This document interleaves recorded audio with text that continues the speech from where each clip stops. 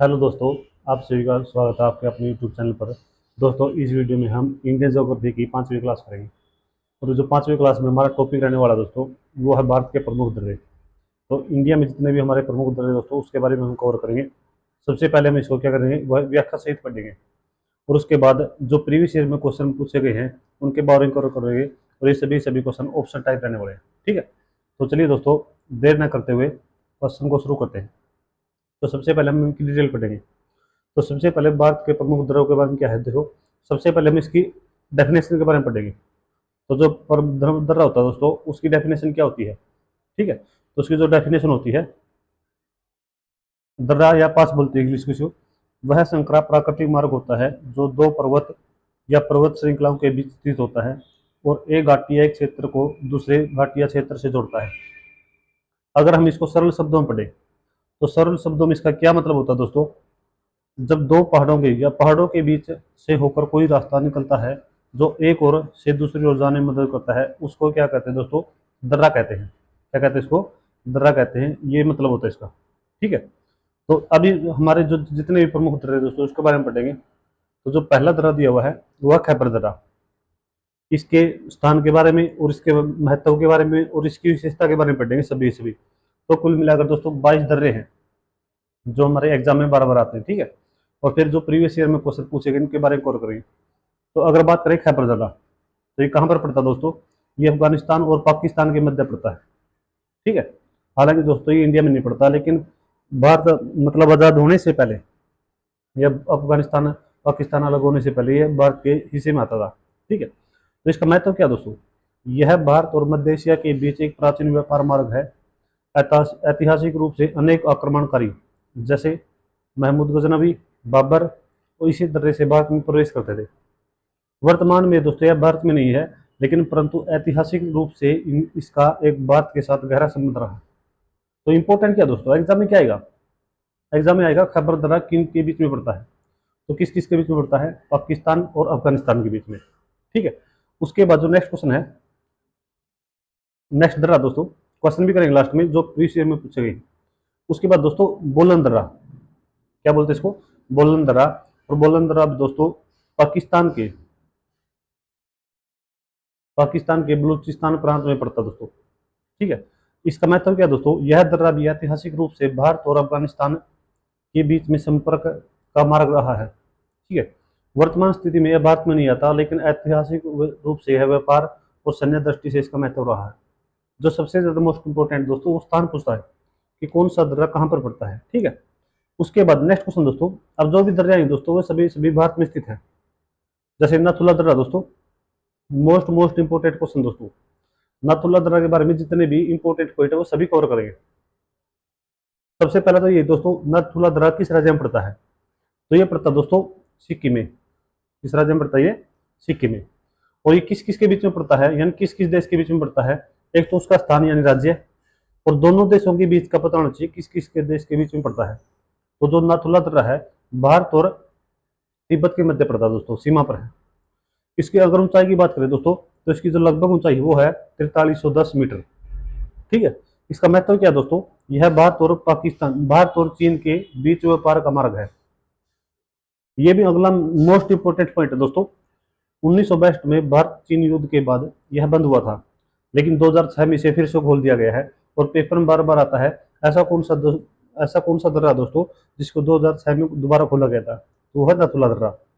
ठीक है, उसके बाद इसका जो नेक्स्ट क्वेश्चन है, उसके बाद है जेलेपला दर्रा। ठीक है, तो जेलेपला दर्रा दोस्तों कहाँ पर पड़ता है, ये पड़ता है सिक्किम में। सिक्किम और ये पड़ता दोस्तों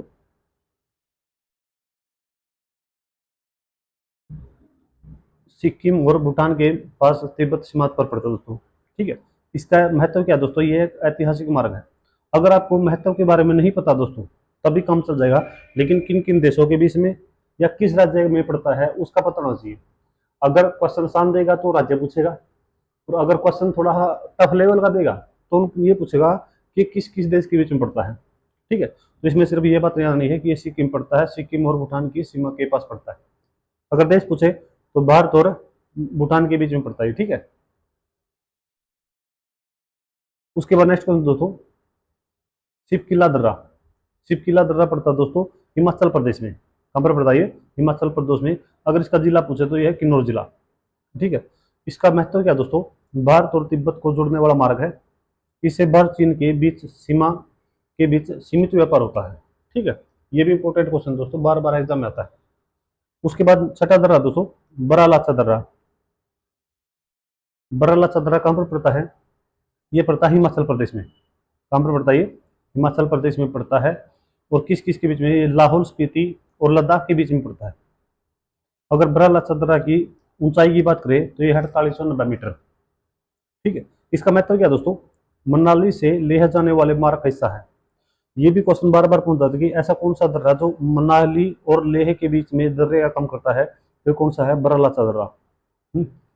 उसके बाद नेक्स्ट क्वेश्चन है, इसका एक और है दोस्तों, यह दर्रा हिमाचल प्रदेश और लद्दाख को जोड़ता है। ये भी आपने याद रखना है। उसके बाद सातवां दर्रा दोस्तों, रोहतांग दर्रा।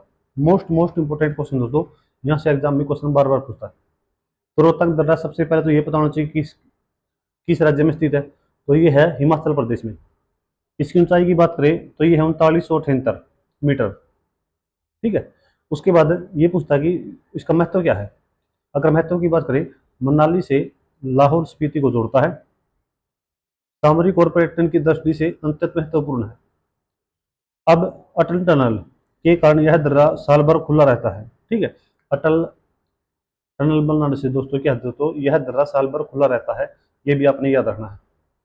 उसके बाद नेक्स्ट क्वेश्चन दोस्तों, जोजिला दर्रा। मोस्ट मोस्ट इंपोर्टेंट क्वेश्चन दोस्तों। तो ये जोजिला दर्रा दोस्तों सबसे पहले तो ये पूछेगा कि किस राज्य में स्थित है। ये है जम्मू कश्मीर, जम्मू और कश्मीर के बीच में। ठीक है। और किस किस को जोड़ता है? लेह और श्रीनगर को जोड़ता है। मोस्ट इंपोर्टेंट क्वेश्चन दोस्तों। उसके बाद इसकी ऊंचाई कितनी है? 3528 मीटर इसकी ऊंचाई है। क्लास थोड़ी लंबी होगी दोस्तों, लेकिन अगर आपने इसके पूरे व्याख्या सहित और MCQ लगाने हैं तो इसमें क्या हुआ दोस्तों, ये आपकी क्लास लंबी होगी ही होगी। ठीक है।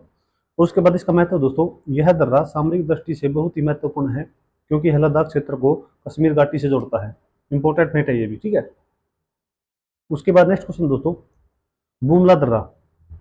बुमला दर्रा कहाँ पर पड़ता है दोस्तों? ये पड़ता है अरुणाचल प्रदेश के तवांग के पास, भारत सीमा पर स्थित है। भारत चीन की सीमा पर स्थित है। इसका आपको पता होना चाहिए। इसका मतलब क्या दोस्तों, यह एक संवेदनशील सीमावर्ती दर्रा है जहां भारत और चीन के बीच सैनिक तैनात रहते हैं। ये पॉइंट भी दोस्तों इंपॉर्टेंट आपने याद रखना। ठीक है। उसके बाद 10वां दर्रा दोस्तों, लीप लेख दर्रा। लिपू लेख दर्रा ये कहाँ पर पड़ता है दोस्तों? ये पड़ता है उत्तराखंड में। कहाँ पर पड़ता है ये? उत्तराखंड के पिथौरागढ़ और तिब्बत की सीमा पर स्थित है। और लिपू लेख दर्रा दोस्तों, इसी से होकर कैलाश मानसरोवर की यात्रा का मार्ग यहीं से होकर गुजरता है। सामरिक दृष्टि से बहुत ही महत्वपूर्ण दर्रा दोस्तों। ठीक है। ये भी एग्जाम में बार बार पूछा जाता है कि कैलाश मानसरोवर यात्रा से किस दर्रे से होकर गुजरता है, तो यह लिपू लेख दर्रा दोस्तों। ठीक है। उसके बाद नेक्स्ट क्वेश्चन है माना दर्रा। ठीक है। माना पास भी बोलते हैं इसको, माना दर्रा भी बोलते हैं। तो ये भी कहाँ पर पड़ता है दोस्तों? अरुणाचल प्रदेश में पड़ता है। कहाँ पर पड़ता है ये? अरुणाचल प्रदेश में पड़ता है। और इसका जो महत्व दोस्तों, यह भारत का सबसे ऊंचा दर्रा है। बार बार पेपर में आता है कि भारत का सबसे ऊंचा दर्रा कौन सा है, तो यह दोस्तों माना दर्रा या मान पास बोलते हैं इसको, जो वाहनों के लिए उपलब्ध है। यह तिब्बत की ओर जाता है। उसके बाद नेक्स्ट क्वेश्चन है नाथुला दर्रा और जेलेपला दर्रा की तुलना दोस्तों। ये ज्यादा इंपॉर्टेंट नहीं, इसको आप छोड़ भी सकते हो। ठीक है। ये इतना ज्यादा इंपॉर्टेंट भी नहीं है, इसको हम छोड़ेंगे। उसके बाद दिहांग दर्रा। दिहांग दर्रा दोस्तों, पहली बात तो ये अरुणाचल प्रदेश में पड़ता है। अगर इसके महत्व की बात करें तो यह दर्रा भारत सीमा की चीन सीमा पर स्थित है। भारत और चीन की सीमा पर स्थित है दोस्तों। ठीक है। उसके बाद ज्यादा इंपॉर्टेंट नहीं इसमें, ये अगर याद रखना चाहो तो रख सकते हैं आप। यह दर्रा दिहांग नदी यानी ब्रह्मपुत्र की सहायक नदी के निकट है। ज्यादा इंपॉर्टेंट नहीं, अगर याद रखना चाहते हो रख सकते हो। 14वां दर्रा दोस्तों, कांगला दर्रा। अगर कांगला दर्रा की बात करें दोस्तों तो ये कहाँ पर पड़ता है? ये पड़ता है हिमाचल प्रदेश के लाहौल क्षेत्र में। हिमाचल प्रदेश के लाहौल क्षेत्र में पड़ता है। इसका महत्व क्या है दोस्तों? यह दर्रा चंद्रा घाटी और पार्वती घाटी को जोड़ता है। ट्रैकिंग के लिए प्रसिद्ध और कठिन दर्रों में से एक है। ठीक है। उसके बाद नेक्स्ट क्वेश्चन दोस्तों, दिफुदर्रा, इसको कई बार दिफुदर्रा भी बोलते हैं या डिफुदर्रा भी बोलते हैं। तो कहाँ पर पड़ता है, पहली बात तो ये आएगी, तो ये पड़ता है दोस्तों अरुणाचल प्रदेश में। और उसके बाद सॉरी दोस्तों, अरुणाचल प्रदेश और म्यांमार की सीमा पर स्थित है दोस्तों। ठीक है, अगर इसके महत्व की बात करें तो इसका महत्व क्या है दोस्तों, यह भारत और दक्षिण पूर्व एशिया के देशों के बीच संपर्क का एक ऐतिहासिक मार्ग रहा है। द्वितीय विश्व युद्ध के दौरान इसका रणनीतिक उपयोग हुआ करता था दोस्तों। ठीक है, तो सबसे ज्यादा मेन तो ये है कि कहाँ पर पड़ता है और किन किन देशों के बीच पड़ता है। उसके बाद नेक्स्ट क्वेश्चन दोस्तों, मिलन दर्रा। तो मिलन दर्रा दोस्तों कहाँ पर पड़ता है, ये पड़ता है उत्तराखंड में। कहाँ पर पड़ता है ये, उत्तराखंड में। यह दर्रा भारत और तिब्बत के बीच का प्राचीन व्यापार मार्ग था। ठीक है, ये भी इसका इंपॉर्टेंट फैक्ट है। उसके बाद नेक्स्ट क्वेश्चन दोस्तों, तलांगला दर्रा, यह कहाँ पर पड़ता है,